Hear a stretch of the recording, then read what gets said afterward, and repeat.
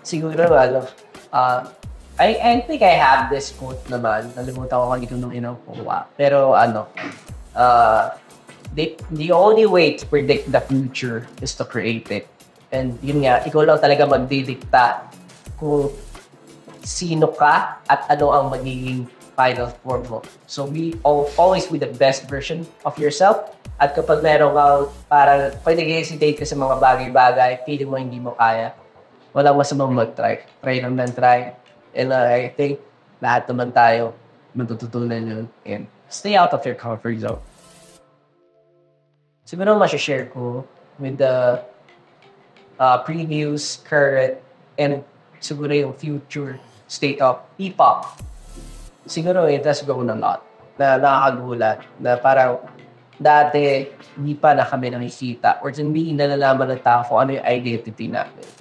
Na parang pinaglalaman mo palagi sa mga interviews pag sinasabi, ito Filipino K-pop. Dati parang may stereotyping pa nangyayari. Pero ngayon hindi na natin pakilala. Halos lahat ng tao alam na kung ano yung ginagawa natin at pinaglalaban natin.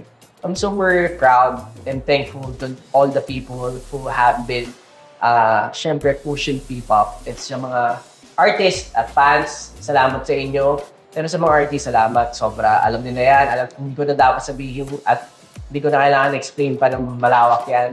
Pero sa mga fans, salamat. Kasi bawat siguro artist na sinusuportan nyo na P-pop artist ay malaking tulong para sa amin na mas maiangat pa kung ano yung meron tayo ngayon. Siguro with my group, SB19, and for me, marami akong what-ifs before na may mga nasasabi akong missed opportunities or mga bagay na sayang, hindi namin tinry or hindi namin sinis yung molde. May mga times kasi, syempre, nagkaroon kami ng mga problems at may mga times na hindi kami naging consistent.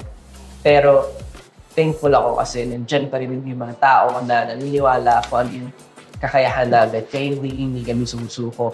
At, syempre, mas pinag-iigihan pa namin as a group and syempre as individuals. Salamat sa support sa SB19. Salamat sa mga sumusuporta sa akin. Guys, gotta go!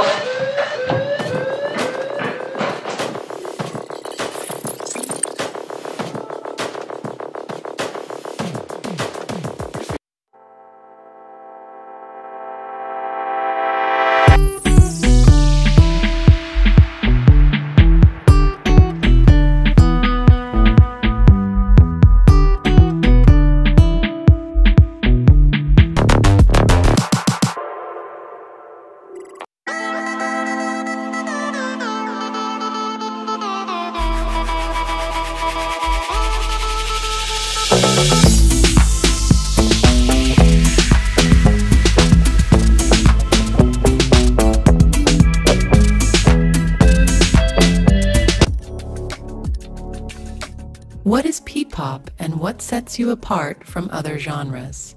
Well, this is actually a hard question, pero we created a subgenre out of pop to have our own identity. Siguro it's all about authenticity of being an artist, and siguro yung pagmamahal mo doon sa country and sa music na ginagawa nyo. I think that's what makes it different from other genres. If you could have it your way, how would you like the local music industry to be?